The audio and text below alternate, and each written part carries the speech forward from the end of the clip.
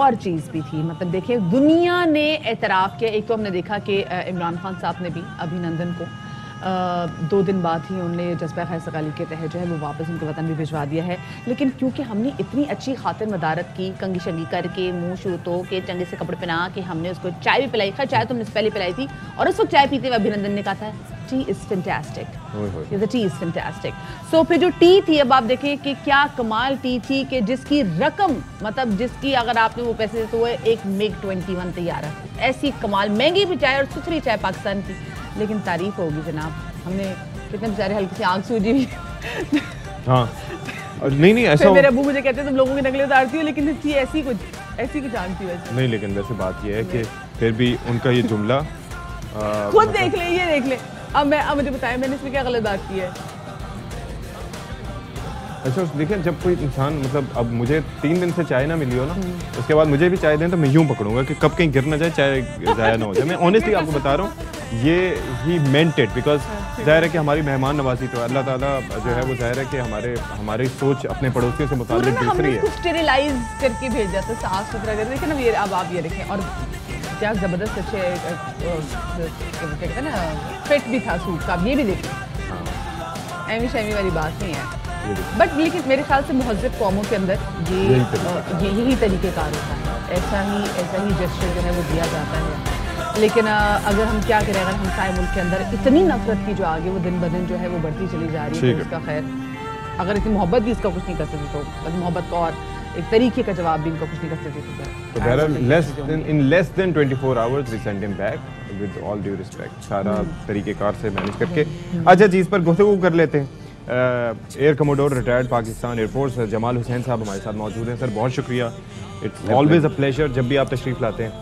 ये operation Swift retort मतलब ये है कि हमारी हालिया तारीख में एक याद रखे जाने वाली चीज़ है, और वो इस लिहाज से कि आप ये देखें कि हम अपनी हिस्ट्री में बात करते हैं तो वो ऑपरेशन द्वार का पाकिस्तान नेवी की जानिब से जो किया गया, पाकिस्तान की सबमरीन गाजी ने जो ऑपरेशन रखा था, और उसके बाद वो एक अनफॉर्चुनेट हादसे का शिकार हुई। उससे पहले MM आलम साहब का जो कारनामा, उसके ऊपर सब बात करते हैं। तो ये जो वाक़या है, ये जो मॉडर्न वॉरफेयर में, यानी कि जब बियॉन्ड विजुअल रेंज मिसाइल्स का दौर है, जब वो डॉग फाइट वाला सिलसिला ख़त्म हो चुका है, एक तरह से कम हो गया है, ऐसे में इस तरह का मुकाबला, how do you see it?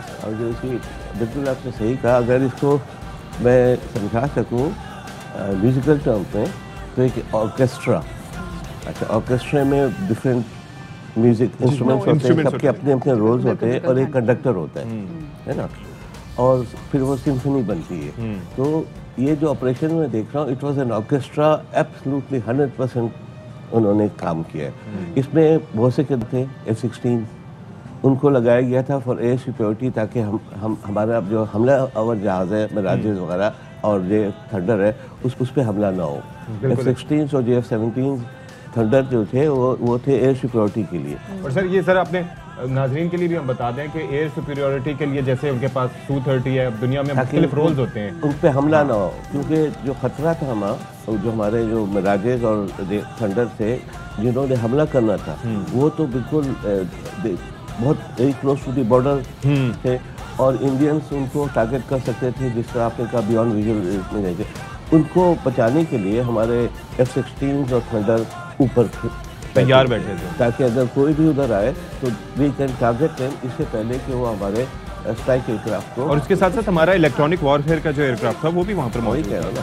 तो एक तो हमारा F-16 उनका ये रोल था, देन हमारे मिराजेस और ये थंडर, उन्होंने दे द वन जिन्होंने हमला करना था, जिन्होंने लो लेवल पे हो गया। उसके पीछे भी है AEWC एयरक्राफ्ट, जी वो थे, और स्पूफी उनके कम्युनिकेशन जैमर्स थे ना। तो अगर आप उसे पूछे, जो AEWC एयरक्राफ्ट था वो कंडक्टर था, वो सारी चीज़ें देख रहा था, और वो बता रहा था एक तरह से फ्लाइंग रडार हो रहा है, अभी हो रहा है। हाँ, and this is how modern warfare इसी तरह होता है। अच्छा, सरप्राइजिंगली इंडियंस में उनको समझ तो थी कि हमने रिएक्शन करना है, बदला लेना है, but they couldn't believe that within 24 hours हम कर देंगे। So in a way it was a tactical surprise।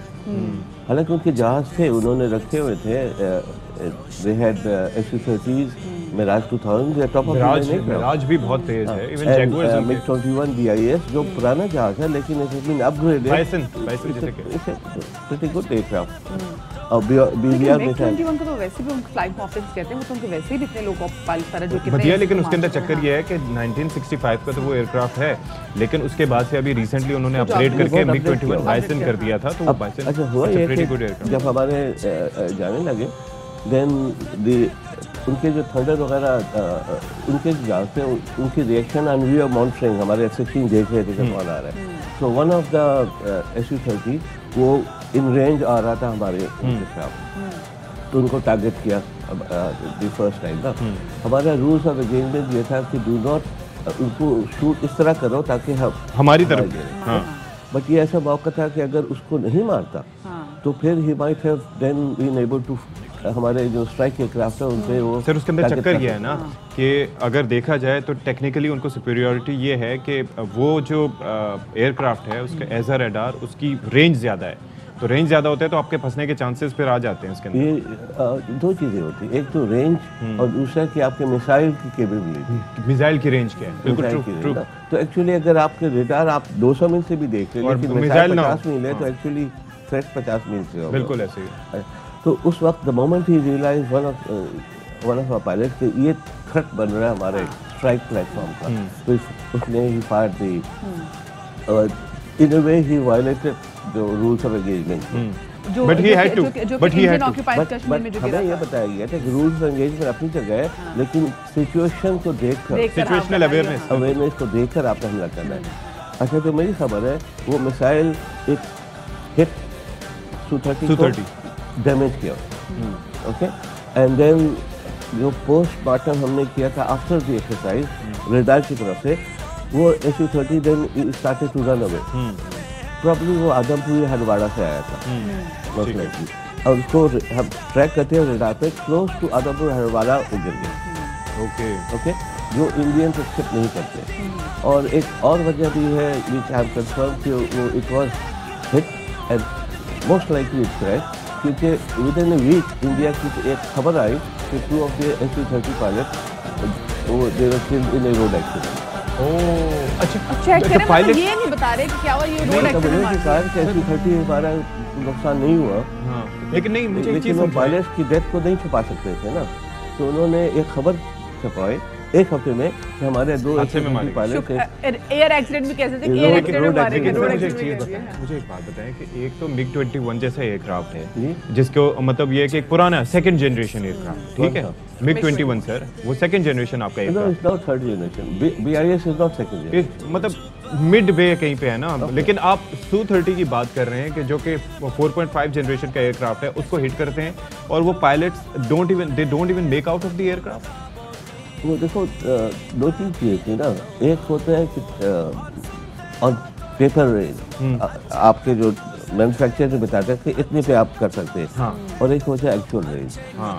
जो मेरी अपनी तजुर्बा है सोवियत एयरक्राफ्ट पे, उनके जो उन्होंने पैरामीटर्स दिए हुए थे ऑन पेपर एक्चुअली उतना नहीं होता, okay, so I am not sure whether उसने कांटेक्ट किया था। और सर आप ये देखिए कि जो उनके लिए कितनी जिल्लत का बायस बनी ये चीज़ कि Su-30 को वो लेके आए थे एक एयर सुपीरियरिटी फाइटर के तौर पर, कि जो कि जिसकी रेंज भी ज़्यादा है, जिसकी सर्विस सीलिंग भी ज़्यादा है, जो ट्विन इंजन भी है, 2 पायलट भी उसमें बैठते हैं और वो पाकिस्तान को कंट्रोल कर सकता है। लेकिन जब वो गिरा तो उसके बाद उन्होंने सोचा कि अब हमें राफेल लाने की ज़रूरत है, ये तो Su-30 से तो काम की बने। अच्छा, और मजे की बात है कि इससे 2 चीज़ें हुई, जैसे ही वाज हिट तो भगदड़ मच गई, उनके जो मिराज 2000 और बाकी Su-30 थी वो सारे वो मैदान छोड़ के चले गए, ओके, एक ने कहा कि मेरा रेडर काम नहीं कर रहा, एक ने कहा कि मेरा फ्यूल कम हो गया वगैरह वगैरह, कुछ उसमें सदाकत भी हो सकती है, हमने चाय नहीं पीनी, एक ने अम्मी ने बुला लिया, नहीं एक ने कहा हमने चाय नहीं पीनी, कुछ में सदाकत भी हो सकती है, क्योंकि हमने जो प्लान किया था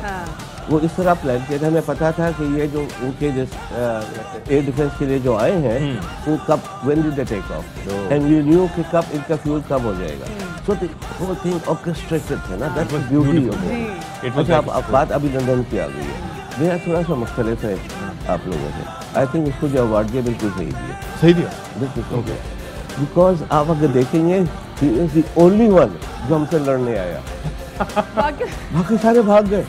लेकिन पेलोड रिलीज करना था, पायलट गिर गया। तो इसकी वजह से कम से कम उसने हिम्मत तो की ना, तो उसको अवार्ड मेरे ख्याल नहीं से पता है, मैं आपको बताऊं, जब उसकी तस्वीर ली गई थी ना, वो उन्होंने तस्वीर जारी नहीं किया, तो वो आगे पाकिस्तानी एयरक्राफ्ट थे, तो वो ये पीछे देख रहा था इधर उधर, तो कोई नहीं था उसके पास। तो it was an element of surprise and shock नहीं इन हिज आईज। फेयर से, और वो जब आ रहा था तो हमने वो माउंटिंग वो आरटी माउंटेन कर रहे थे ना, तो जब वो आ रहा था तो उसको कह रहे थे कि एक उनका कॉल साइन था जो याद नहीं, अभी मैंने उसका नाम लिया कि चलिए सर, वक्त काफी मुख्तसर है, ये ब्रेक में भी जरा आपसे पूछेंगे। गेम किया हुआ बहुत था शुक्रिया जी, तो उस हमारे समझ नहीं साथ सका। Air commodore retired Pakistan Thank you air force so much for being with us. मौजूद थे। बहुत शुक्रिया आपका सर, किसी ब्रेक के बाद में